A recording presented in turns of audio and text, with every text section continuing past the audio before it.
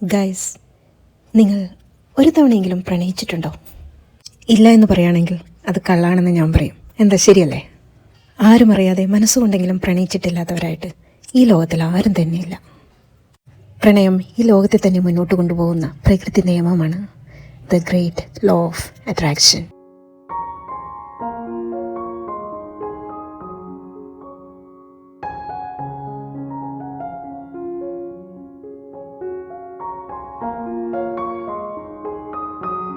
കാലം മാറി, പക്ഷേ ഇപ്പോഴും പ്രണയമെന്ന് കേട്ട് കഴിഞ്ഞാൽ വാളെടുക്കുന്ന ഒരു തലമുറയും, പ്രണയമെന്നാൽ മറ്റൊരാളെ എളുപ്പത്തിൽ പറ്റിക്കാനുള്ള ഒരു മാർഗമായിട്ട് കരുതുന്നവരും, പ്രണയമെന്നാൽ വെറും കാമം മാത്രമാണ് എന്ന് കരുതുന്ന ഒരു തലമുറയുമുണ്ട്. അവരോടെല്ലാവരോടുമായി ഒരു ജനത ഉച്ചത്തിൽ അവരുടെ ജീവിതത്തിലൂടെ ഉറക്കെ വിളിച്ചു പറയുന്നു, പ്രണയം വളരെ മനോഹരമാണ്, ഞങ്ങൾ പ്രണയിച്ചേ വിവാഹം കഴിക്കൂ. അത് ആരാണെന്നല്ലേ? മേഘാലയയിലെ ജനങ്ങൾ. അവരെ നമുക്ക് ഖാസികൾ എന്ന് വിളിക്കാം. അവർ എന്തുകൊണ്ടാണ് പ്രണയിച്ചു മാത്രം വിവാഹം കഴിക്കുന്നത്? അത് ഞാൻ വഴിയെ പറയാം. അതിനു മുമ്പ് നിങ്ങൾക്ക് മേഘാലയയിലെ വിശേഷങ്ങൾ കാണാൻ താല്പര്യമുണ്ടെങ്കിൽ, മേഘാലയയിലേക്ക് പോകാൻ താല്പര്യമുണ്ടെങ്കിൽ എൻ്റെ താഴെയുള്ള 2-3 വീഡിയോസ് കാണുകയാണെങ്കിൽ അത് നിങ്ങൾക്ക് ഉപകാരപ്പെടും. ഇത് കണ്ടോ, മേഘാലയയിലെ ഭൂപ്രകൃതി കേരളത്തിൻ്റെതുപോലെ തന്നെയാണ്. തെങ്ങുകളധികം കാണാൻ പറ്റില്ല, പക്ഷെ കവുങ്ങളും മരങ്ങളും എല്ലാം സെയിം. ഇവൻ ചെറിയ പുൽച്ചെടികൾ പോലും നമ്മുടെ മുറ്റങ്ങളിലും കയ്യാലപ്പുറത്തൊക്കെ കാണുന്നവയാണ്. ഇന്ത്യയുടെ 2 കോർണേഴ്സിലാണ് കേരളവും മേഘാലയയും. കേരളത്തേക്കാൾ കൂടുതൽ അടുത്തുള്ള ഒറീസയിലും വിശാഖപട്ടണത്തൊക്കെ ഞങ്ങൾ പോയപ്പോൾ അവിടെയൊന്നും കാണാത്ത അത്രയും സമാനതകളാണ് ഇവിടെ ഞങ്ങൾക്ക് കാണാൻ കഴിഞ്ഞത്. എനിക്ക് ശരിക്കും ഒരു അത്ഭുതമായിരുന്നു. 2 ബയോഡൈവേഴ്സിറ്റി ഹോട്ട്സ്പോട്ടാണ്, 2 സ്ഥലത്തും റെയിൻ ഫോറസ്റ്റ് ഉണ്ട് എന്നൊക്കെ പറയുന്നു സയൻറ്റിസ്റ്റുമാർ. അത് മാത്രമാണോ? ഇന്ത്യ പണ്ട് മഡഗാസ്കറിൽ നിന്നും സ്പ്ലിറ്റായിട്ട് ഏഷ്യ ഭൂഖണ്ഡത്തിൽ വന്നിടിച്ച് ഏഷ്യയുടെ ഭാഗമായി എന്നല്ലേ പറയപ്പെടുന്നത്. അതുകൊണ്ട് തന്നെ കേരളത്തിലും പശ്ചിമഘട്ടത്തിലൊക്കെ ഇപ്പോഴും മഡഗാസ്കറിലുള്ളതുപോലെ തന്നെ സസ്യജാലങ്ങളാണത്രേ. ആ സമയത്തെ മേഘാലയ കേരളത്തിൻ്റെ അടുത്തായിരുന്നോ? ഇതിൻ്റെ കാരണം ആർക്കെങ്കിലും അറിയണമെങ്കിൽ താഴെ ഒന്ന് കമൻറ്റ് ചെയ്യണേ. ഇല്ലെങ്കിൽ ഭാവിയിലെ സയൻറ്റിസ്റ്റുമാർ അതൊക്കെ അന്വേഷിച്ച് കണ്ടുപിടിക്കട്ടെ അല്ലേ. എന്തായാലും ആ സസ്യജാലങ്ങൾ മാത്രമല്ല, ഇവർക്ക് സംസ്കാരവുമായി മലയാളികളുമായിട്ട് വളരെയധികം സാമ്യമുണ്ടെന്ന് എനിക്ക് തോന്നി. മുഖസാദൃശ്യം തീരെയില്ല, പക്ഷേ വൃത്തിയുടെ കാര്യത്തിൽ അവർ മലയാളികൾക്ക് കുറച്ച് മുമ്പിലാണെന്ന് തന്നെ പറയാം. ചെറ്റക്കുടിലുകളാണെങ്കിൽ പോലും വളരെ വൃത്തിയായിട്ടാണ് അവർ സൂക്ഷിക്കുന്നത്. അതുപോലെ തന്നെ ചില കാര്യങ്ങളിൽ അവർക്ക് പണ്ടത്തെ കണ്ണൂരിലെ ആൾക്കാരുമായിട്ട് വളരെയധികം സാമ്യമുണ്ട്. കാരണം ഇപ്പോഴും അവിടെ മരുമക്കത്തായ സമ്പ്രദായമാണ് നിലനിന്ന് പോകുന്നത്. ഒരൊറ്റ വ്യത്യാസം മാത്രം, കേരളത്തിലെ മരുമക്കത്തായത്തിൽ സ്ത്രീകൾക്കാണ് പ്രാതിനിധ്യം, സ്ത്രീകൾക്കാണ് പിന്തുടർച്ചാവകാശം എന്നൊക്കെ പറയുമെങ്കിലും എല്ലാം നിയന്ത്രിക്കുന്ന കാരണവർ എപ്പോഴും പുരുഷനായിരുന്നു. കുടുംബത്തിലെ ഒരു ഇല അനങ്ങുന്നതിൻ്റെ കാരണം മുതൽ 1000 പുറം കൊള്ളുന്ന പത്തായത്തിൻ്റെ താക്കോൽ വരെ കാരണം അവരുടെ സൂക്ഷിപ്പ് പെട്ടിക്ക് മാത്രം സ്വന്തമാണ്. പക്ഷേ ഇവിടെ കുടുംബനാഥ സ്ത്രീയാണ്, സ്ത്രീക്കാണ് മുഴുവൻ അധികാരവും. അതുപോലെ ഇവരുടെ ഭക്ഷണ രീതി നോക്കിക്കഴിഞ്ഞു കഴിഞ്ഞാൽ നമ്മുടെ പണ്ടത്തെ ആൾക്കാർ കഴിക്കുന്നത് പോലെ 3 നേരവും ഇവർ അരി ഭക്ഷണമാണ് കഴിക്കുക. ഇവൻ രാവിലെയും ചോറ് കഴിക്കുന്നു, ഉച്ചയ്ക്കും വൈകുന്നേരം ഒക്കെ ചോറാണ്. നമ്മളിത് വൈകുന്നേരം സ്നാക്ക് കഴിക്കാമെന്ന് ഓർത്തിട്ട് ഒരു ചെറിയ ഹോട്ടലിൽ പോയപ്പോൾ കണ്ടതാണ്. ഇത് ഉപ്പിലിട്ട മുളകാണ്, പിന്നെ അതിൻ്റെ കൂടെ ഒരു നോൺ വെജ് കറി തരും. ചിക്കനോ മട്ടണോ ബീഫോ എന്തെങ്കിലും ഉണ്ടാവും.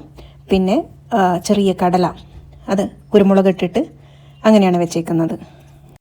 അതുപോലെ ഇവർ ഇഡ്ഡലി, ദോശ അങ്ങനെ പലഹാരങ്ങളൊന്നും ഉണ്ടാക്കാറില്ല. പിന്നെ ആകെ ഒരു പലഹാരം ഉണ്ടാക്കും, ഗോതമ്പ് ദോശ, ശർക്കരയൊക്കെ ഇട്ടിട്ട്. അതിന് ആട്ടം എന്നാണ് പറയുക. പിന്നെ പോർക്കൊക്കെ ചേർത്തിട്ട് നമ്മുടെ വട്ടയപ്പം പോലെ ഒരു സ്റ്റീംഡ് റൈസ് കേക്കും ഉണ്ടാക്കും. പക്ഷേ നമ്മൾ താമസിക്കുന്ന ഹോട്ടലിൽ നമുക്ക് നോർത്ത് ഇന്ത്യൻ മിക്സ് ആയിട്ടുള്ള ഫുഡാണ്. എല്ലാവരും കഴിച്ചില്ലെങ്കിലോ എന്ന് ഓർത്തായിരിക്കും തന്നിരിക്കുന്നത്. പോഹ, അതായതാണ് പറഞ്ഞ ഗോതമ്പ് ദോശ, പിന്നെ റൊട്ടി, അതൊക്കെയാണ് അവർ തന്നത്. നേരത്തെ പറഞ്ഞ പോലെ ചെറിയ ചെറിയ ഹോട്ടലിലൊക്കെ ഞങ്ങൾ പോയപ്പോൾ വൈകുന്നേരങ്ങളിൽ എല്ലാവരും നിരനിരയായി ഇരുന്നിട്ട് ചോറും കറിയും കഴിക്കുന്ന ഒരു കാഴ്ചയാണ് കണ്ടത്. സ്നാക്സ് അധികം കുറവാണ്. അതുപോലെ തന്നെ ഫ്രൂട്ട്സും ഇവിടെ കഴിക്കുന്നതും കടകളിൽ ജ്യൂസൊക്കെ ഉണ്ടാക്കി കൊടുക്കുന്നതും വളരെ കുറവാണ്. ഞങ്ങൾക്ക് എവിടെയും ഒരു ഗ്ലാസ് ജ്യൂസ് പോലും കിട്ടിയില്ല, അവർ ഉണ്ടാക്കുന്നുണ്ടായിരുന്നില്ല. ഞങ്ങൾ എവിടെ പോയി കഴിഞ്ഞാലും അവിടുത്തെ സംസ്കാരം മനസ്സിലാക്കാൻ അവിടുത്തെ ലോക്കലൈറ്റ്സുമായിട്ട് മാക്സിമം ഇൻട്രാക്ട് ചെയ്യാൻ ശ്രമിക്കാറുണ്ട്. അപ്പോൾ ഞങ്ങൾ ഇവിടുത്തുകാരോട് ചോദിച്ചു, നിങ്ങളിങ്ങനെ സ്ത്രീകൾ ഭരിക്കുന്നതിൽ ഹാപ്പിയാണോ എന്ന്.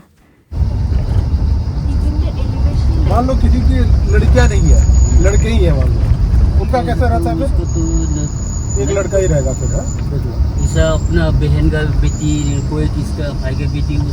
ओके, तब करते हो बताएंगे नहीं सुना चलिए क्या हो जाए। ये रास्ता कैसे काटा होगा? ब्रिटिश वालों ने काटा होगा, ब्रिटिश वाले ही काटा है, इंडिया वाले तो नहीं कर पाएंगे. പിന്നെ ഒരു കാര്യം, എൻ്റെ വീഡിയോ ഇഷ്ടപ്പെടുകയാണെങ്കിൽ ഒന്ന് ലൈക്ക് ചെയ്ത് സബ്സ്ക്രൈബ് ചെയ്യണേ.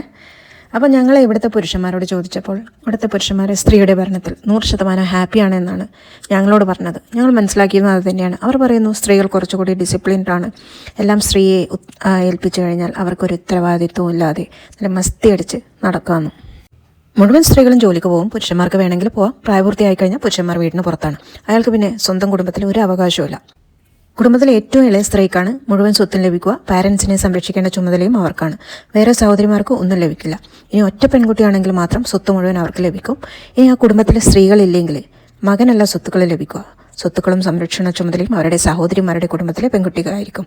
അത്ര പോലും ആൺമക്കൾക്ക് ഒരു അവകാശവും ആ കുടുംബത്തിൽ പ്രായപൂർത്തിയായി കഴിഞ്ഞാൽ ഇല്ല എന്ന് സാരം. അതുപോലെ സ്ത്രീകൾക്ക് വിവാഹം വേണമെങ്കിൽ പാരൻസിന് അതിൽ ഒരു റോളും ഇല്ല.